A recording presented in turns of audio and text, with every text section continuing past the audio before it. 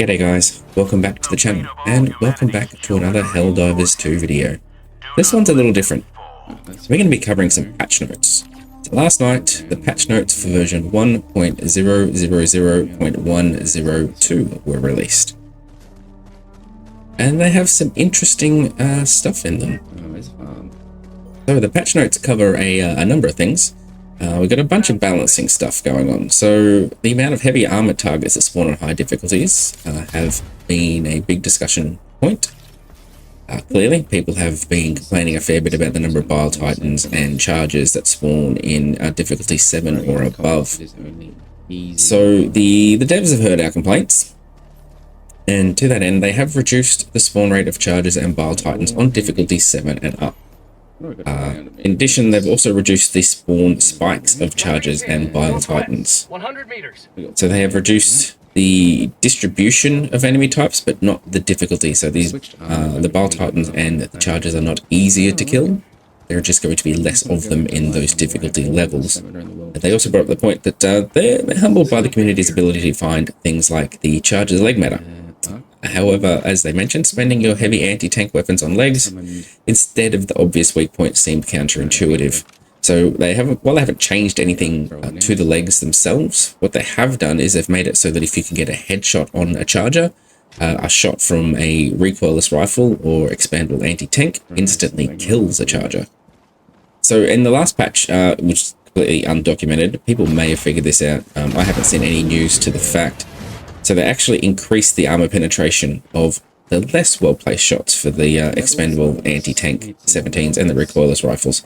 So charges should now be a hell of a lot easier to be handled by well-equipped groups. The electronics countermeasures operation modifier, which had a chance of giving you a random stratagem instead of the one you input, that's been removed. They didn't like the way it was working, and it caused more frustration than they were hoping it would.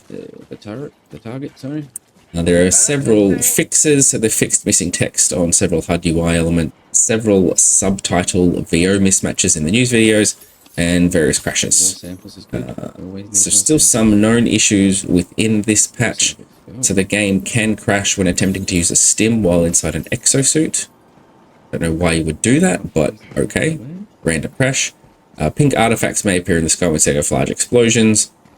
Automaton dropships seemingly disappear and slides after being shot down. I have actually noticed that myself, and had that in a couple of missions when we were on Malevolent Creek.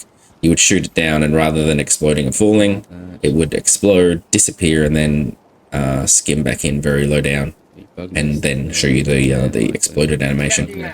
Northeast, 200 meters. Shots from arc-based weapons may not count towards kills. I did not know about that one. Players cannot unfriend other players, befriended via a friend code. Interesting. Cross-platform friend invites may not show up in the friends request tab. Players may be unable to select a loadout or return to ship. Okay. The exosuit can destroy itself with rockets if it fires what. Yeah, that one I have seen and have experienced. That's a dangerous one. If you're turning and you fire your rockets, sometimes you'll just blow yourself up. Text chat box display is obstructed by the cinematic letterboxing during extraction. Okay, I guess that's annoying if you don't have a microphone and you're relying on text chat to communicate with your team. So some people are unable to accept friend requests. This is mostly a cross-platform issue. And that's it for the patch notes. So I have been seeing some spoilers, and I thought I'd bring them forward. This is no... well, there are new weapons and the stats for the weapons. This is nothing that's unexpected, though. So we kind of knew these weapons were coming, and it's just interesting to see the stats before they're actually released in the game. So if you don't want to know anything about spoilers or anything like that, skip this part, and we'll come in at the end of the video, hopefully. So you have been warned. So where there is a weapon and stratagem leak list. This came from the HellDivers leaks Reddit forum. So we have the Arc 12 Blitzer, which we knew was a shotgun with the high velocity electricity, high voltage electricity that arcs between all units. So this is similar to the existing Arc Caster, but a shotgun variant. It's got a damage at 250, capacity infinite, recoil 60, fire rate 30. The Las 16 sickle, which we knew about, again damage 55. The breaker nail splitter is a modified breaker shotgun. Gives you more armor pen and accuracy with high levels of recoil. And we have another breaker variant, the bug biter, which has a higher damage, a cost of recoil, and maneuverability. So it sounds like a very heavy shotgun. 315 damage though, it's not too bad. You then have the BR-14 Adjudicator. So this is an armor penetrating rifle for medium-sized enemies. It does have a smaller magazine. It's 25 rounds. It's not tiny. You probably will be reloading this a bit more than normal, and the damage is down a little bit. 80 is not amazing, but you work with what you got. You have the AR-20L Justice, which is a high caliber rifle with high damage and penetration. This should have, I'm assuming, heavy armor penetration. Same damage as before, obviously with better armor pen, and a slightly reduced capacity again. The Truth Whisperer. So this is a silenced assault rifle. So clearly silenced weapons, stealth is a mechanic in the game, as we all know. You can crouch, you can crawl, and patrols will tend not to spot you unless you go loud. So this will assist in that. So if you have a silenced assault rifle, you can start taking down enemies that you absolutely have to, that you can't avoid. And this should stop enemies from being able to hear you from long distances and pinpoint your location. Then we have the ARC-22C Patriot, a compact assault rifle with an extremely high rate of fire. So I'm thinking sort of P90 equivalent sort of thing. So not huge damage. It does have a decent capacity, 45 rounds.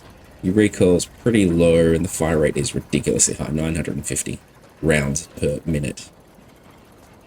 So we then have the LAS-7 pistol, which we knew about. This is similar to the laser rifle, just in a pistol form. The GP31 grenade pistol, which we knew about as well. So yeah, this is a bit of a game changer. So this one will essentially mean you can use your grenades on other things instead of having to try to save them for bug holes. It does need to be reloaded, but that's not such a huge thing if you're just taking out bug holes. Also, obviously, it can shoot further than a grenade, so hey, if you've got a longer range target. There is a new thermite grenade, so this will be good for taking out those bot vehicles like the tanks, the heavy walkers, the brutes, that sort of stuff. The G23 stun, again, I feel that'll be good against everything. So that's like the what is it, the Sief artillery that's got the stun round, or the EMS mortar as well, just a more portable version of those two. So we've then got some new stratagems, boosters and support weapons. You've got the BX7 displacer packs, that's a teleporter, so just before you're about to die, it will teleport you out, potentially giving you a chance to stim and survive. The MG206 heavy machine gun. So this is a, we've got a light machine gun, a medium machine gun, and there's a heavy machine gun. So think of this kind of like a 50 cal versus like a 7.62 being a medium and a 5.56 being your light machine gun. We then have the ML4X Commando. So this is an expandable laser-guided missile, or rocket. It's not really a rocket, because rockets tend not to be guided. If it's a guided, it tends to be a missile. That's generally the distinction between the two. So I would call it an expendable missile launcher, which it is, with 4 laser-guided missiles. But hey, that's just me being pedantic. Then you have the XO-49, which is the dual autocannon suit, which we have seen previously. So that should be interesting too. So that'll be good against heavily armored targets. More so than it would be against your mob, your huge mobs. So that might be better in bot missions potentially. ST-1 Stinger anti-aircraft missile launcher. So this kind of lets me, or makes me think, this kind of makes me think that flyers are coming. Otherwise, why do you need an anti-aircraft missile launcher? You don't need it for the bot drops, because you could take them out with the recoilless or the EAT. Medical supplies. This should be, I'm imagining, just like a standard resupply, but stims only. No ammo, no grenades. The MS-220 missile silo. I have seen some video of this. So this is a little missile silo, I think, like the big laser, the big nuke missile, smaller variant of. Essentially, you can call it in, you can target something, and the missile will shoot that thing that you target. Pretty straightforward. The recon vehicle we've all seen. So that's the four-wheeler. You'll have a pilot, a co-pilot, and a gunner. Think the Warthog from Halo, and you've pretty much got what that is. The orbital illumination flare that illuminates the battlefield. It's pretty straightforward for dark missions. It's good in like Malevelon Creek and that sort of stuff where it's actually quite hard to see. So there's two defensive stratagems, the trench wall and the defense wall. The defense wall comes with a light machine gun. The trench wall comes with a mounted grenade launcher. So obviously this will be a deployable wall that will give you cover from incoming fire, more useful against the bots than it will be against the bugs. There is one other leak that I did see on the Reddit forum, and you may have seen this before. So this is a series of maps that can be played on in HellDivers. The interesting one, the one that's being pointed out, is that one in the middle there that's highlighted by the yellow. Now that is Super Earth. Now I know in HellDivers 1, I never played HellDivers 1, but I have heard that there is actually a Super Earth map in HellDivers 1, and you do end up fighting on HellDivers 1. So I'm expecting at some point for the bugs or the bots to push us all back to Super Earth, and for us to need to defend Super Earth and then push back out again. That's just part of the ebb and flow of the Galactic War. I doubt that anything we can do will stop that from occurring. So yeah, it'd be interesting to see that fighting amongst an urban terrain will be different than what we're used to with the very open maps.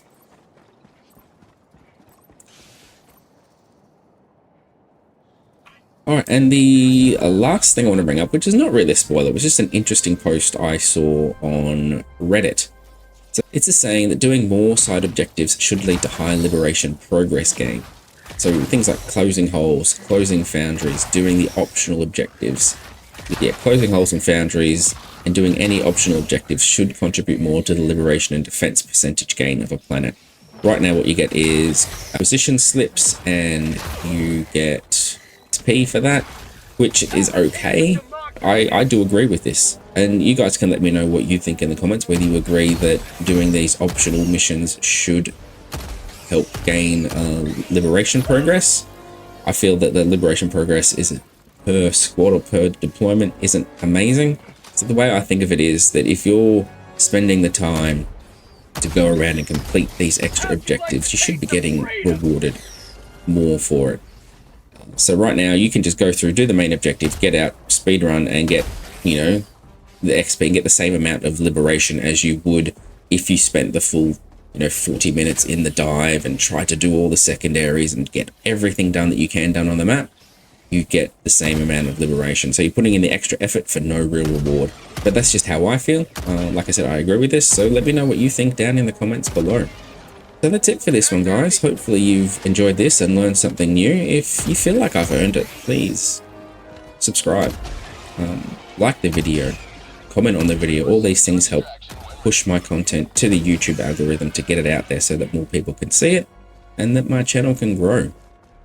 As well, don't forget I am still running the 500 subscriber competition. So I'm giving away a copy of Star Citizen and of HellDivers 2. So that's two different games you could potentially win. If you do already happen to own HellDivers 2, which a lot of people do, I will be giving away a amount of super credits equal to the value of the purchase of the game. So in order to win that, all you need to do is be subscribed to my YouTube channel or be following my Rumble channel. I will include a link to Rumble in the description. So make sure you jump over there and follow over there as well. If you do both, that gives you twice the chance to win. You can only win once, however. So if I draw your name twice, unfortunately, I'll have to redraw it the second time. But yeah, that's it. So thanks for watching, and I will catch you in the next one, guys. Cheers.